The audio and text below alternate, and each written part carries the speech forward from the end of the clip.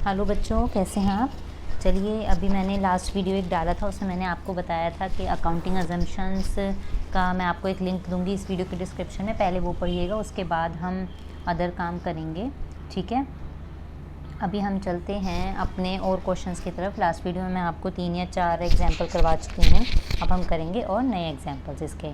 इस चैप्टर में ज़्यादातर इसी तरह के क्वेश्चंस आते हैं, उनके रीजंस पूछे होते हैं, वेरीफाई करने को बोला होता है, ठीक है। तो आप इसे समझिए, सीखिए, उसके बाद नेक्स्ट चैप्टर पे चलेंगे हम।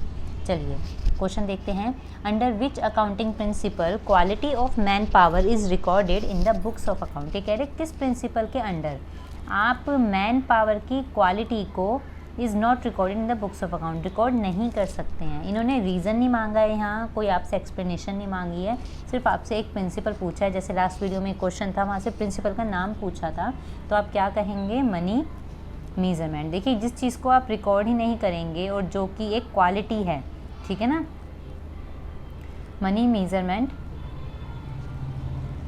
प्रिंसिपल या कॉन्सेप्ट, कुछ भी कह दीजिए, कोई फ़र्क नहीं पड़ता इस चीज़ से। प्रिंसिपल या कॉन्सेप्ट जो इन्होंने पूछा है वही नाम यहाँ पे आप रख दीजिएगा। तो मनी मेजरमेंट प्रिंसिपल आपको क्या कहता है कि जो चीज़ मनी की टर्म में है आप वही मेज़र करेंगे और बुक्स ऑफ अकाउंट्स में रिकॉर्ड करेंगे। तो क्वालिटी की बात यहाँ पर हो रही है।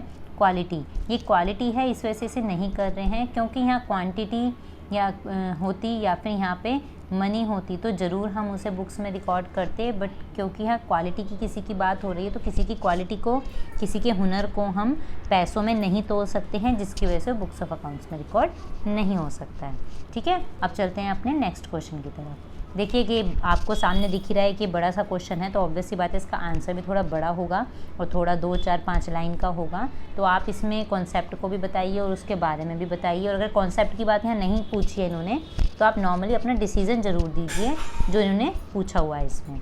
हम पढ़ते हैं, क्वेश्चन शुरू करते हैं। ये कह रहे हैं the assets of standard sugar company were acquired by government. जो एक कंपनी थी स्टैंडर्ड शुगर कंपनी, उसकी एसेट्स को किसने एक्वायर कर लिया, गवर्नमेंट ने एक्वायर कर लिया, ठीक है ना, 1 अप्रैल 2000 को। And the company receive a compensation, और कंपनी को उसके बदले में पैसा दिया गया 10 करोड़ रुपए। भाई गवर्नमेंट ने एक कंपनी पे कब्जा कर लिया और उसके बाद कहा कि हम आपकी कंपनी ले रहे हैं, आप हमसे पैसा ले लो, ठीक है। तो कंपनी ने 10 करोड़ रुपए ले लिए गवर्नमेंट से। The company did not have any other business, company का कोई और बिजनेस नहीं था। As on the date of acquisition, जब तक गवर्नमेंट ने उसका बिजनेस लिया तब तक कंपनी के पास कोई भी अदर काम नहीं था।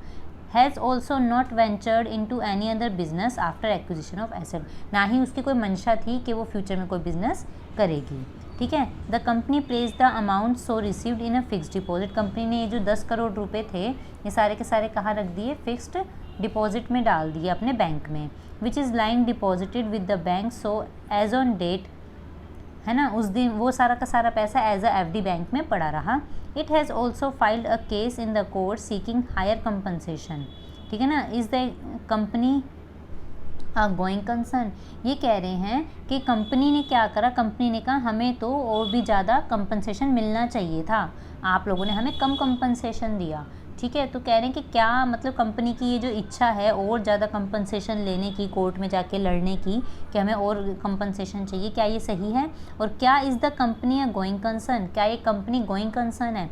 देखिए सबसे पहले इसमें वर्ड आया है गोइंग कंसर्न, तो सबसे पहले तो आप ये बताएंगे गोइंग कंसर्न है या नहीं है। देखिए जिस कंपनी ने काम ही नहीं करना है फ्यूचर में और उसने अपना पैसा सारा का सारा उठा के बैंक में रख दिया और वो पड़ा रहा पैसा, बस वो एफडी के तौर पे रख दिया, ठीक है, तो ऑब्वियस सी बात उस कंपनी को काम ही नहीं करना होगा फ्यूचर में, तभी तो, अदरवाइज उस पैसे को लगाती ना किसी बिजनेस में। तो ये कह रहे हैं कि ये गोइंग कंसर्न तो है ही नहीं, ठीक है। तो नो, गोइंग कंसर्न है, इसका आंसर है no, this is not going concern because it has not commenced any business post acquisition. इसने आफ्टर एक्विजिशन, एक्विजिशन मतलब जब इसका बिजनेस ले लिया गया गवर्नमेंट के द्वारा, तो इसने आफ्टर एक्विजिशन, ठीक है ना, कोई भी पैसा, कोई भी बिजनेस अपना कमेंस नहीं किया, कोई भी बिजनेस स्टार्ट नहीं किया, जिसकी वजह से ये गोइंग कंसर्न नहीं कहलाएगी। तो एक तो रीज़न ये हुआ कि इसने गवर्नमेंट से पैसा लेने के बाद कोई भी बिजनेस को स्टार्ट नहीं किया, जिसकी वजह से ये गोइंग कंसर्न नहीं है, ठीक है ना। अब दूसरा देखिए, इसने इन्वेस्ट कहाँ करी मनी, अब हम ये भी बताएंगे।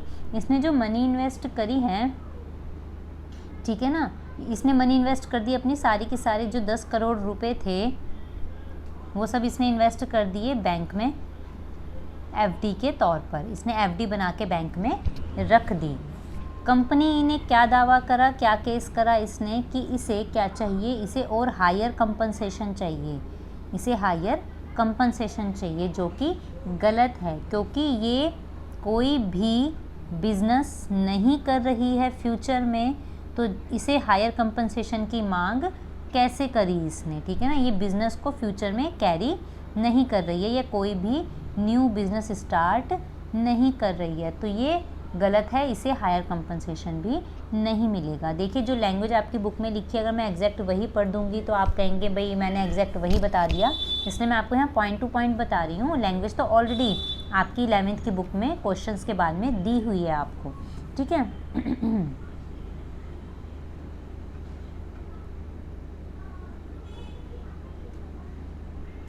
हाँ जी, फिर ये क्या कह रहे हैं, और ये पैसा जब बैंक में पड़ा रहा, मैं यहीं पर थी अभी, बैंक में जो पैसा पड़ा रहा, ठीक है ना, वो पड़ा ही रहा। इसने सोचा ही नहीं कि ये अपने बिज़नेस में लगा ले, न्यू बिज़नेस शुरू कर दे, या इसने एक बार भी ऐसी कोई अपनी हरकत नहीं दिखाई जिससे पता लग रहा हो कि ये फ्यूचर में कैरी ऑन करेगी, ठीक है। इसका मतलब ये जो पैसा बैंक में पड़ा रहा है वो सारा का सारा जो कॉम्पनसेशन है वो सारा डिपॉजिटेड है, अभी भी उसने उसे यूज़ नहीं किया, तो इसका मतलब इसकी इंटेंशन ही नहीं है। इंटेंशन भी तो देखी जाती है ना काम को करने की, इसकी इंटेंशन ही नहीं है अपना न्यू बिज़नेस चलाने की, तो इसीलिए ये जो पैसा है, ये पैसा इसे बस 10 करोड़ ही मिलेगा, ठीक है। और जो इसने बात कही थी हायर कंपनसेशन की, वो इसे नहीं मिलेगा क्योंकि ये गोइंग कंसर्न, क्यों, क्योंकि ये गोइंग कंसर्न का कॉन्सेप्ट फॉलो नहीं कर रही है, ठीक है। ये तो हुआ इसका आंसर, आपकी बुक में एग्जैक्ट दिया हुआ है, वहाँ से आप समझ लीजिएगा, पढ़ भी लीजिएगा, वैसे मैंने आपको प्रॉपरली इसे समझा ही दिया है। अब हम पढ़ते हैं अगला, ये लास्ट है इस वाले का, उसके बाद एक या दो वीडियोस और होंगे तभी ये चैप्टर कंप्लीट होगा आपका। तब तक देखते रहो, सब्सक्राइब कर लेना चैनल को, किसी को प्रॉब्लम हो तो प्लीज़ उसे ज़रूर देना। फाइनेंशियली जिन बच्चों को दिक्कत है, मैं आपको प्रॉपरली एक चीज़ क्लियर कर रही हूँ। Next, an infrastructure company building highways has a contract to construct road of 25 kilometre. ये कह रहे एक इंफ्रास्ट्रक्चर कंपनी थी, ठीक है ना, वो हाईवे पे रोड वगैरह बनाती थी, तो उसने 25 किलोमीटर रोड बनाने का काम स्टार्ट किया, कोई कॉन्ट्रैक्ट लिया था कि हाँ हम 25 किलोमीटर की रोड तैयार करेंगे। The project is likely to be completed in 4 year. ये जो प्रोजेक्ट था ये 4 साल में पूरा होना था, ठीक है। It has approached a bank seeking finance. इसने बैंक को कहा कि भाई हमें ये जो पैसा है 4 साल में जो काम हमारा पूरा होगा उसके लिए हमें पैसा भी चाहिए, ठीक है ना, उस काम को करने के लिए हमें पैसा चाहिए, तो वो बैंक के पास गए कि हमें चलो फाइनेंशियली आप सपोर्ट करो। बैंक ने इनसे रिक्वेस्ट करा कि प्रिपेयर करो प्रोजेक्टेड ईयरली अकाउंट, आप हर साल अपने अकाउंट प्रिपेयर करो। जबकि कंपनी क्या कह रही है, कंपनी हैज़ आर्ग्यू कर रही है, since the project shall be completed in 4 years, चूँकि हमारा जो प्रोजेक्ट है वो 4 साल में जाके पूरा होगा, तो projected accounts should be prepared for the end of the project. तो कंपनी कह रही है कि हम तो 4 साल के बाद ही अपने अकाउंट आपको दिखाएंगे या तभी प्रिपेयर करेंगे, हम अभी प्रिपेयर नहीं कर रहे हैं। इज़ द कंपनी करेक्ट और नॉट। देखिए सबसे मेन चीज़ जो इसमें है, इन्होंने बात ही गलत करी है। जब भी आप कभी फाइनेंस के लिए बैंक के पास जाते हैं, वो आपका क्या चेक करता है, जब भी आप बैंक के पास जाते हैं वो आपके पेपर्स ही तो चेक करता है सबसे पहले, ठीक है। तो आप कितने प्रॉफिट में हैं या कितने लॉस में, तभी तो वो आपको लोन वगैरह प्रोवाइड करता है कोई। अब आप ये कहो कि भाई हम तो 4 साल बाद बताएंगे, तुम अभी हमें पैसा दे दो, क्या वो ऐसा करेगा? नहीं, वो आपको लोन प्रोवाइड नहीं करेगा। तो ये कह रहे क्या कंपनी सही है अपने व्यू में? सबसे पहले इसका आंसर है no, company is not correct. ये तो इसका आंसर हो गया, क्योंकि बैंक को ईयर वाइज, बैंक क्या कह रहा है कि आप ईयरली हमें अपने सारे के सारी क्या दो, फाइनेंशियल स्टेटमेंट प्रोवाइड करो हमें अपने, ठीक है। बैंक तो ये बात कह रहा है कि आप फाइनेंशियल स्टेटमेंट अपने हमें ईयरली प्रोवाइड करो।